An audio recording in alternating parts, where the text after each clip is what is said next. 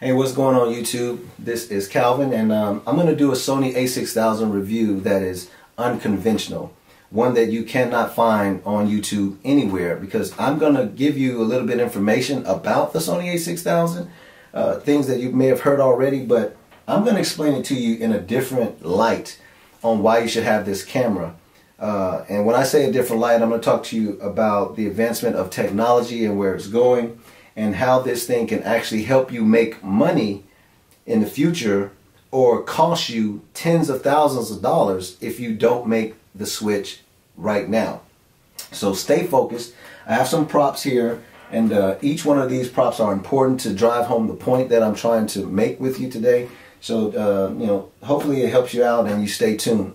So why should you listen to me? Well, I am a professional videographer here in Atlanta, Georgia, and I go by the name of Gorilla Shooter. You can check me out at GorillaShooter.com. I work with Sony, I've worked with Columbia, I've worked with McDonald's, I've worked with Rockefeller Records, I've worked with several, I've shot behind the scenes for BET. I do a lot of stuff on reality shows here, Real Housewives of Atlanta, so on and so forth. And my weapon of choice right now is the Sony a6000. There's my box. I'm actually shooting with the a6000 right now with my 18-105 native glass on it. And look how fast that autofocus is. We'll talk about that in a minute. But this is my weapon of choice. So I'm going to give you a couple reasons why you should buy the a6000. So it's kind of a review. So let me go ahead and start that now before we get into the props. The Sony a6000 is amazing. It shoots extremely fast, 11 frames per second.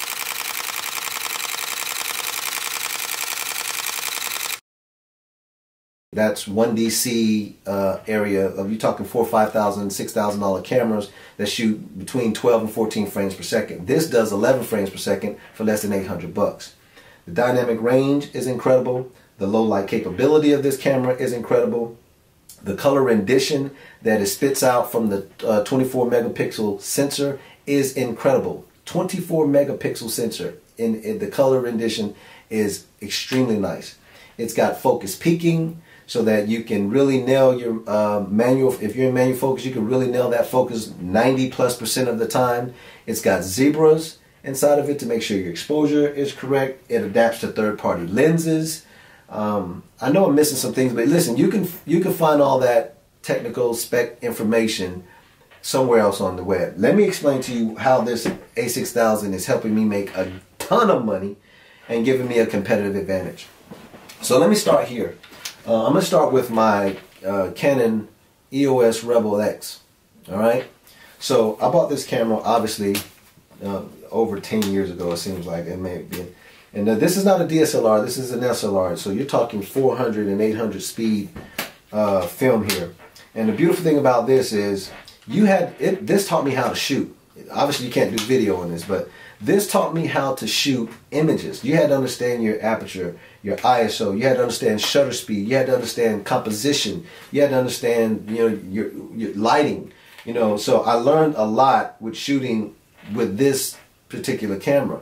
So I would even recommend that you buy something like this on eBay or whatever, just so you can understand what we had to go through in learning and understanding photography.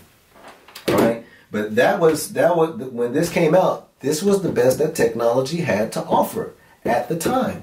So let's just go into driving my point home here, right? So I pulled this out of the closet. This is a StarTAC cell phone that I had.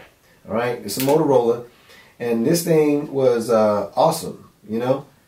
Is it plugged up? I don't even know if it. Oh yeah, it is plugged up. Oh, I just turned it off. But listen, this was the best that technology had to offer in cell phones. And if you had a StarTAC, believe me, you were the man. Okay? This is an LG phone that I found in my box. I actually went looking for this shit. So, but this was best technology had to offer. Here's another LG phone. I had moved to this phone. This is an actual flip phone. Okay, look at that. That singular wireless. So you know that that's old, right? But you could text on this, and I think you were able to shoot crappy ass images. Okay. But that's what it was. I couldn't find my Razr. I had a Razr and a Bold, BlackBerry, and all that bullshit. But I say all that to say, moving on, Technology is changing. Remember these calculators here, right? Old school calculator, old school Casio.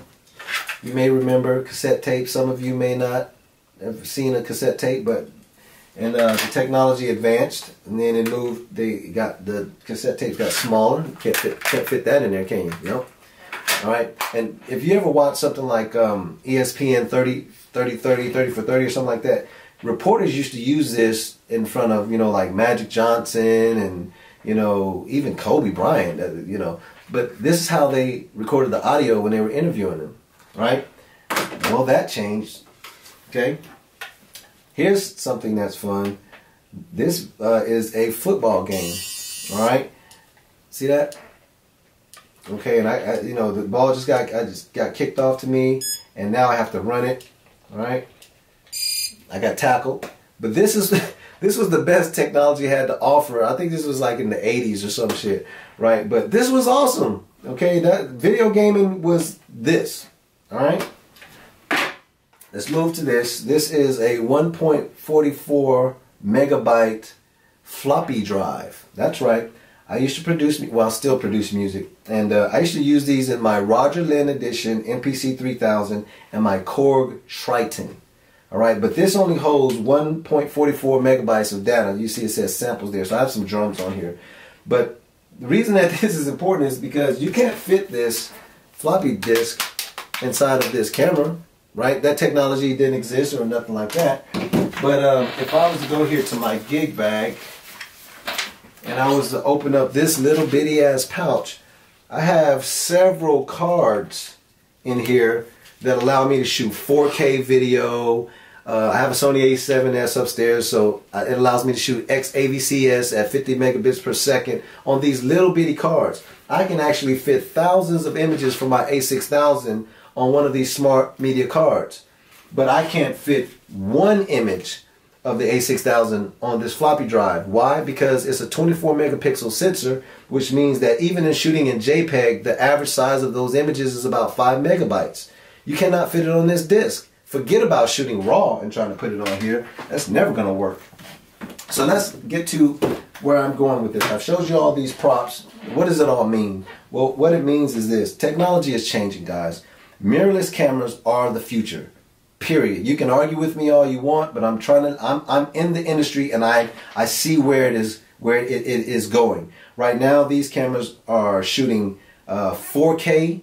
And soon, later on, it'll be 6K, it'll be 8K. Right now, it's in the red cameras, 6 and 8K for, you know, $20,000 or $30,000, and we occasionally shoot those on sets. But what I'm saying, for behind-the-scenes video and running gun shooting, there's no way you can beat the a6000. It's better than the 5D Mark II and the 5D Mark III. You can argue with me all you want to. I'm not talking about low light. You know, those are full frame sensors. Of course, they gather a lot of light. The photodiodes on those damn things are huge, right? 35 millimeter sensor. But on this APS-C sensor, up to about 3200 ISO, the image is clean. Very clean. Especially if you use some fast glass.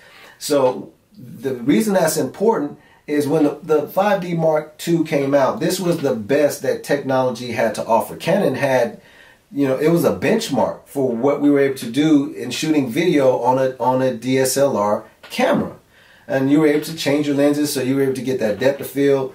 The 5D Mark II is still an awesome camera. It's still an awesome video camera, and I see people use it every single day to create some incredible motion picture and shoot incredible stills at weddings. But it all comes down to that tool and what type of skill level you have behind that tool. Well, the Sony a6000 is another benchmark, guys, and I'm so serious about this.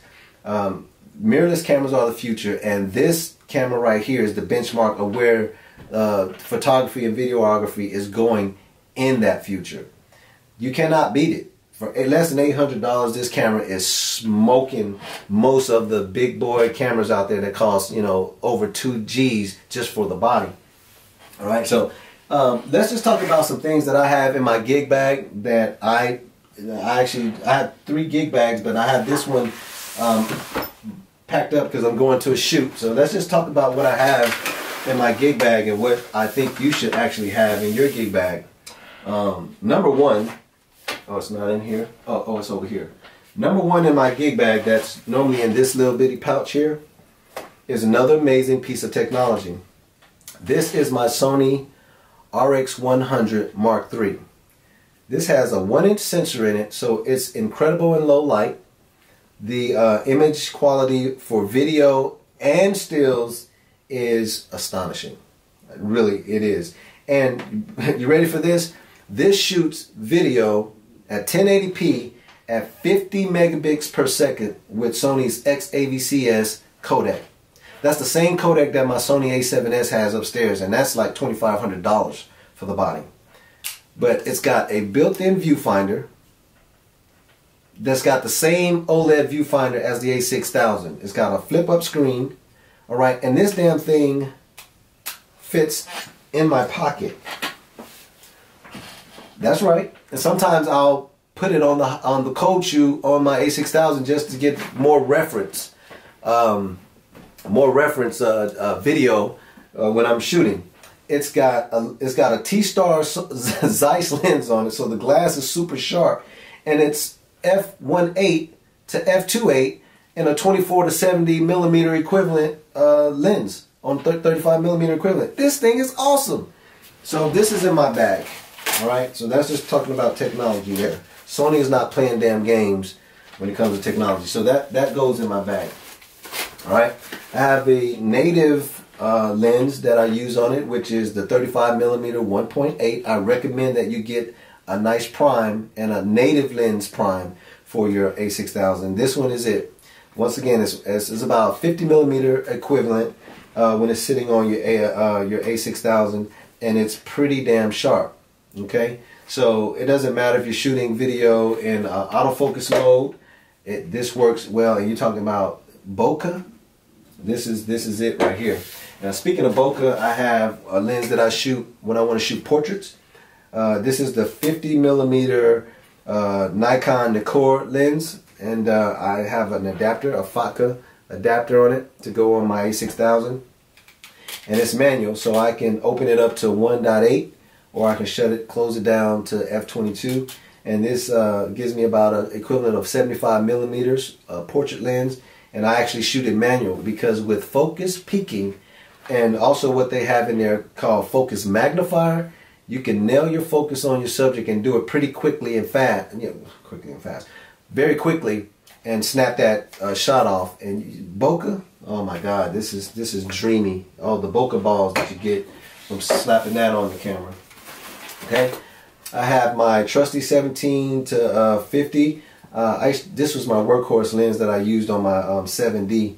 But you can see I have the EOS to NEX adapter on it, and it allows me once again to close down to f22 or open it up to f2.8. So now that gives me a 17 to 50 millimeter range on my a6000. Once again, and this is manual focusing for video 100%, but with focus peaking and focus magnifier, forget about it. I'm nailing my focus 90+% of the time when I'm on set. I never leave the house without this, and the reason that I have this is for my phone, because all that shit that I had unpropped, which represented music and gaming and calculators, all that is right here inside of this piece of technology right here. And this shit is getting better every year. But this is where technology is. All that stuff here is inside of here. So I never want my phone to die. So I bought me one of these. This is an Anchor. I think it's 1300 milliamps. And so I can charge my iPhone like 4 times if it dies. Okay? So I'm never leaving the house without that. Believe it or not, the Sony a6000 has an onboard flash. That is incredible. And it actually, when you pop it up, you can actually flip it back so that it bounces up. You can use bounce flash off the ceiling. But I bought this one. This is outstanding. You know, you put this up, and then it's got you can direct flash, or you can bounce the flash, and you slap this on your a6000. Incredible images. And this only cost me about 150 bucks. So if you don't have an external flash, and you know, don't worry about it. The onboard flash for the a6000 is amazing. And the last thing I want to show you before I end this video and give you some closing remarks is my PNC hand grip. Don't underestimate the power of this. When I was shooting with DSLRs, you know, we had to have, you know, consistent lighting, right? This thing. I'm going to talk about this here in a second. Let me put that there. But you also had to have loops, right? That you stuck magnets on the back of your LCD screen, and you're, you know, looking through this bullshit. This is bullshit right now, with the especially with a6000, because you have an OLED viewfinder with like over 1 million dots of clarity, and you know, you no longer need this going on set. Okay, but getting back to this, you don't need a red rock rig carrying your a6000. You slap your a6000 on this right here. You hold your hand on your lens, and then you put your eye up to your OLED viewfinder. That's 1, 2, 3 points of contact. You're talking about some really, really good, steady video footage, especially if you're shooting with the 18 to 105 video lens. I call it the video lens, but the 18 to 105 f4G lens. This has a power zoom on it, ultra buttery smooth. You can't hear shit when you're zooming, okay? And the field of view of this is about, if I do my math, about 26 millimeters to 160. All right. So, and it's got optical steady shot. So 3 points of contact with optical steady shot on your a6000. Forget about it. You're talking about some extremely good video footage. All right. Let me get to this. I know I said one more thing, but I saw that over there, and this is important for you. This CM160. If you're shooting and you have this on your camera, throw this shit away and get rid of it right now, and I'm going to tell you why. It gives you really good lighting, and you can control the lighting, but it's so bright when you cut it on. You know, when your subject is in front of this light, they squint their eyes, they, oh, what the hell are you doing, or whatever, and they immediately get aggressive or turn away, so you lose the natural ability to capture. You lose the ability to capture them naturally. All right. I know I shot a lot of people with this shit. I had to, you know, oh no, it's not that, whatever, a bunch explaining. But this technology, again, talking about technology, get you one of these. This is a rotor light. This gives you even lighting on your subject, for one thing, and when you cut it on, oh my God, people will flock to be in front of your camera. You will be the man, and it doesn't cause you to squint your eyes. Even lighting, and it's cool as shit. I'm telling you, get you one of these and put it in your bag ASAP. So with that being said, let me give you my closing remarks. It is inevitable. Technology is changing every single day. The Sony a6000 only shoots 28 megabits per second, yet my Sony RX100 Mark III shoots 50 megabits per second. It's because technology is advancing. If you think that all of Sony's cameras in the future are not going to shoot 50 megabits per second or higher, you are wrong. It will happen. If you think that the 24 megapixel sensor on the a6000 is not enough, well, guess what? It is right now, but it will move to 50 megabits, 50 megapixel sensor. It may even move to 100 megapixel sensor as technology advances and gets quicker and faster in the whole 9 yards. So I say that to say this. Don't bash Canon's DSLRs. They were really good for what they did at the time that they came out. This is just a new day and a new era. Mirrorless cameras are the future, and the a6000 is the benchmark for where that technology is going. And I would grab that. I would grab an a6000 right now. I'm gonna put a link in this description so you can head over to Amazon and buy one for like less than $700 and get it really cheap. But don't hesitate. Grab the a6000, put it in your bag. It's going to give you a competitive advantage. It is going to give you outstanding image quality in stills and in video. And it will allow you to start adapting to where technology is going in mirrorless cameras. If you don't do that, then you're going to lose your competitive advantage out there in the field. And other professionals who are picking up, who are in front of the curve right now, what I like to call, like myself, early adopters, we're going to eat your lunch. That is just that simple. If you have a DSLR, I'm not saying that you have to sell it right away, but what I am saying is you have to add something like the a6000 in your bag, in your gig bag right now. Even if you're just a hobbyist, buy this camera, because this is where the future of cameras are going, and you best learn it now before it starts getting even more advanced. You'll be further behind the curve. So hopefully all these props and what I have in my gig bag on my way to go shoot something right now, hopefully this helps you out and gives you the information that you need in order to make an intelligent decision about why you should have the a6000. Thanks for watching.